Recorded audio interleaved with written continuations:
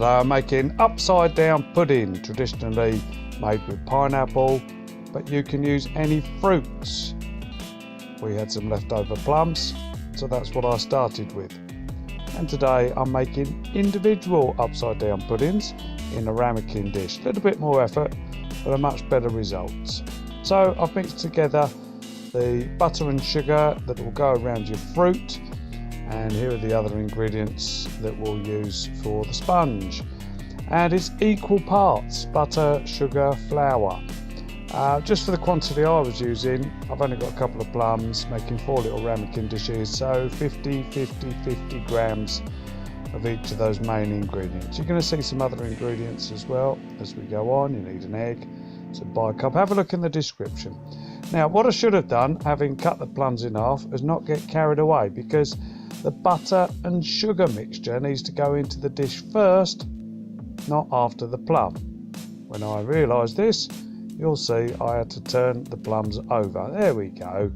So butter and sugar in first, then the plums, or whatever fruit you're using. And it's a great way to use up some leftover fruit.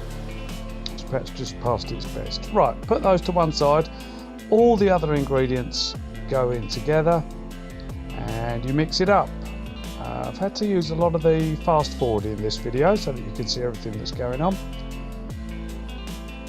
Once mixed, you could add some cocoa powder to make it chocolatey, so I decided to do that for a couple of mine. Fill up your dishes, and then they need to go into the oven. Just gas mark 4, and honestly I just did it until they were done. If you're making a large one, it would be about half an hour or so. Because I'm making individual smaller ones, a little bit less. And if it's not chocolate, you should be able to see the colour changing on top as they're ready to bring them out.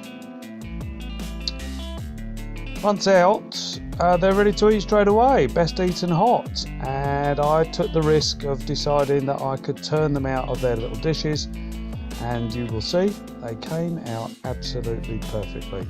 We really enjoyed them. They're easy to make. I think maybe a spoonful of ice cream, definitely some cream would have been good, but we didn't have either in the house. And we've enjoyed these very, very much. Hope you enjoy them too. Have a go. Thanks for subscribing. See you soon.